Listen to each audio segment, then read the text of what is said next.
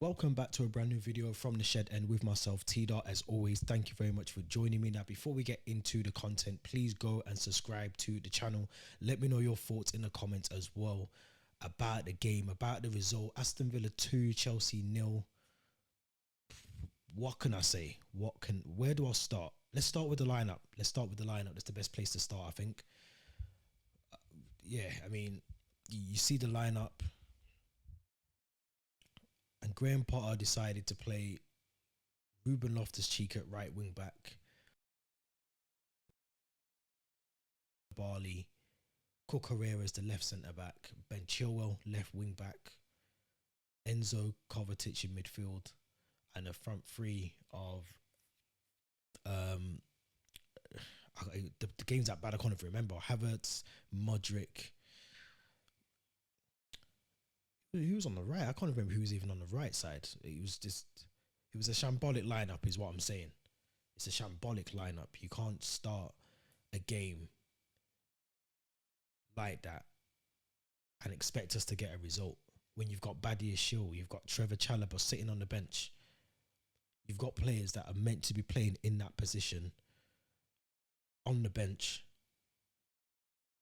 and they're sitting on the bench. You've got two players that you need in defence on the bench. It didn't make any sense to me.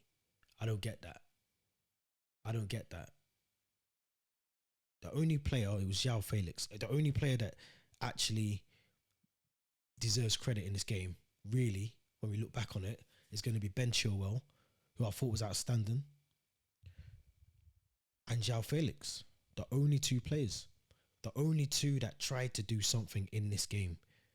For me personally, let's be honest, the other players do not deserve any credit from this game, and some of that comes down to the players, some of it will come down to Graham Potter. But tactically, he got this wrong today.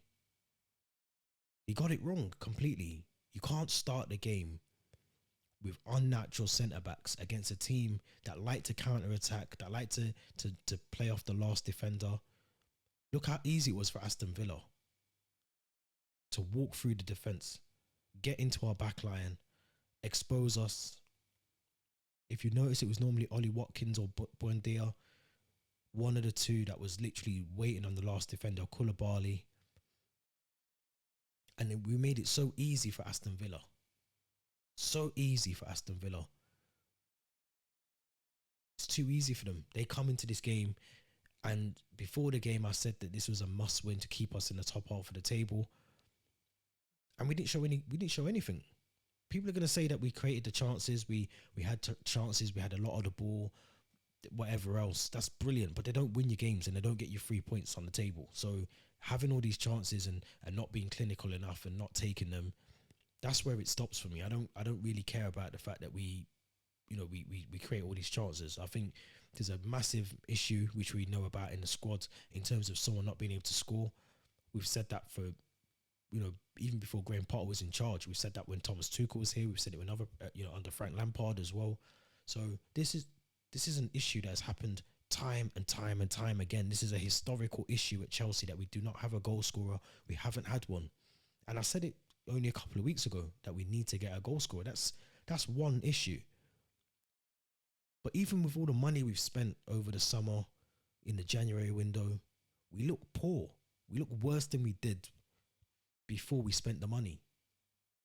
That's alarming to me. We should not be losing in a manner in that the way that we lost today. That is poor. That's poor. All those chances, all that possession, and we walk away with 0 points tells me a lot about the club. It tells me a lot about individuals in the team. And it tells me that we are just not what we think we are. We're not this top club anymore at the moment. And we shouldn't be during transition. When you're transitioning for anything, there is going to be ups and downs. There's going to be issues along the way. But this seems to be a thing now where we're constantly talking about the same issues.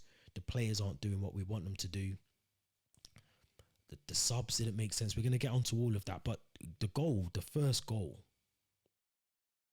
6s and 7s sprung to mind when Cucurella and Koulibaly clearly were not on the same. They weren't even on the same book, let alone on the same page. They were on totally different books. They weren't even on the same page. I'm not sure how Koulibaly and Cucurella, between the two of them, cannot distinguish that there's going to be an opportunity for Aston Villa here. They have to do something. Kepa was obviously playing as a sweeper keeper. You know, it was obviously something that Graham Potter or someone has instructed him to do. But you can't allow someone like Ollie Watkins. Like I said, they were playing off the last defender. You can't allow him to run through so easily. Cucurella, I don't know what he's doing. I don't know what he's thinking about in terms of trying to make, to cut in, to drop into that space, head the ball without any conviction, not knowing what's around him. Clearly didn't know his surroundings. There was no communication between him and Koulibaly. And it just allows Ollie Watkins to go. Kepa, some will say, you know, he should have done better for the goal. He shouldn't be where he was, but it is what it is. He's playing as a sweeper keeper.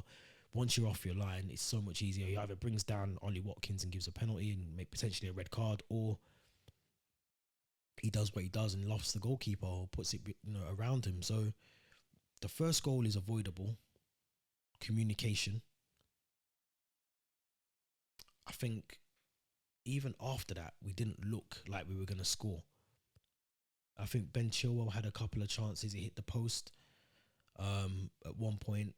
João Felix had a really good chance as well. Mudryk, we have to talk about Mudryk, who, again, is a player that is clearly either struggling with confidence or just doesn't look like he's fitting into the team as of yet, because when he's got the ball, he doesn't really do anything with the ball. He had a really good chance, really good.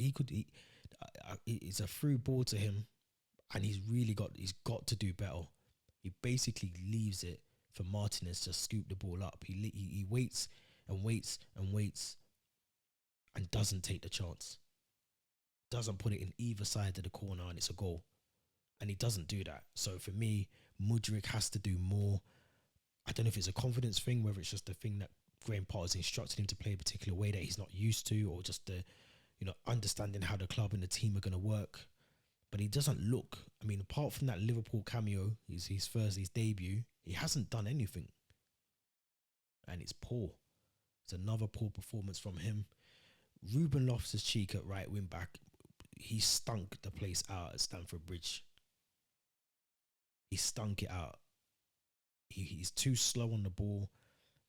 He doesn't know how to cross a ball.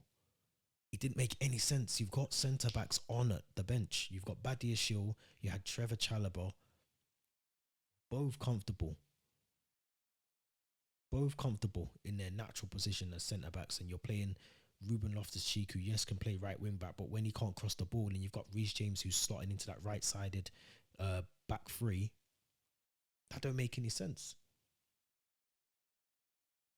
That doesn't make any sense to me. I don't understand why you would do that, because a lot of the ball, a lot of the play was down the right side, and especially in the first half as well.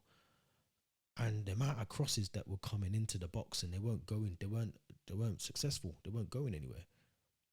So it's pointless. It's pointless when you've got someone as quality as Reece James as a right centre back, but their natural position is the right wing back position, and you've got defenders on the bench. It doesn't make any sense to me. So I think, for me personally, I think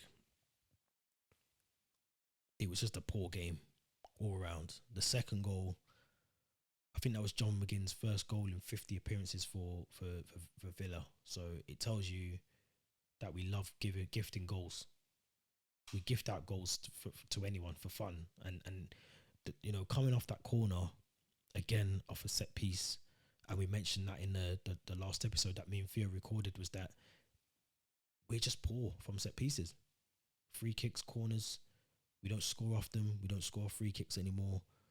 We're just poor. So for me, I think the goal was avoidable. I think Mudryk potentially could get out a bit quicker to John McGinn. I thought Jacob Ramsey was, I think, unmarked at that point as well, to be able to lay the ball off for John McGinn. Brilliant strike from John McGinn. Let's credit Aston Villa, because they done what they needed to do. You know, they time wasted when they needed to. They got their 2 goals. They sat back. They were compact at the back as well. And like I said, you know, they were ready to hit on the counter. So it is what it is, you know, unfortunately. But yeah, I mean, that was a poor game. poor game from us. We did not deserve anything from it. We've got a massive game coming up on Tuesday, and people will question now whether, I've been saying this before Christmas, before the World Cup, that the season for me was a write-off. I didn't really see anything out of it, and now I'm seeing the Potter believers say that this is now Potter out. The problem is, like I've said on here before, I don't think Graham Potter's going anywhere. I think he stays. But question marks have to be asked now of Todd Bowley. Does he stick with him? Does he try and bring someone else in as an interim for the rest of the season now, just to see the season out, try and get as many points as possible, or does he stick with his man? Does he stick with Potter? Me personally, I think that the change should have happened well before now, maybe at the Southampton game. And look at the games, the fixtures we've got coming up. I mean, they're coming thick and fast now. The season, this is the crucial part of the season for some clubs, but for us, it's literally about trying to get in the top half of the table. Yeah, I mean, as I said, you can't really fault Ben Chilwell. You can't fault João Felix for me. But it's poor. It was a poor game, and I think, we talk about Mason Mount, who was on the bench for me. I mean, he hasn't been playing well, but if you need a goal, you need someone who's slightly creative. He hasn't featured for how long now? Aubameyang should be playing in that role as a striker until the end of the season. If he wants to leave at the end of the season, then you let him go. But to isolate certain players, even Trevor Chalobah, who has been brilliant for us, and now he's on the bench. He's not even starting games. He's not coming on.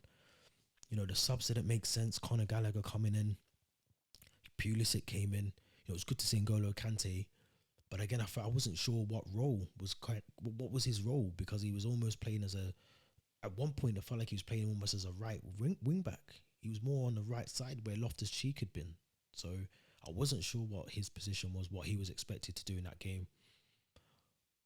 But it was good to see him back. But I mean, look, he had to get minutes in today. I think he got through about 30 minutes of competitive football, which is the thing that he needs before the massive game on Tuesday. But I just don't see where the points are coming from now. I really don't.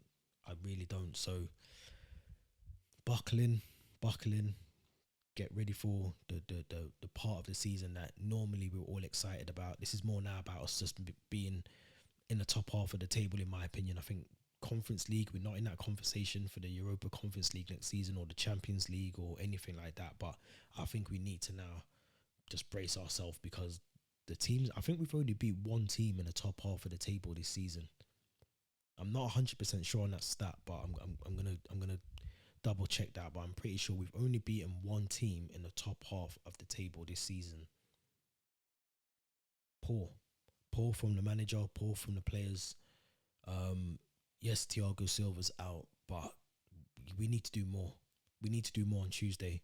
We can't go into that game on Tuesday with that mentality, because we'll get picked apart easily as well. So we'll have to see. But let me know your thoughts in the comments. Don't forget to subscribe to the channel. As you can tell, these videos are becoming almost a copy and paste of all the other videos I've been doing. So make sure you give them a thumbs up for me. As I said, let me know your thoughts as well. Hit that Linktree link in the description as well. That will take you to all our podcasts as well. So it's been T.Dot from the Shed End. Until next time, thank you very much for watching, and we'll be back soon with another video.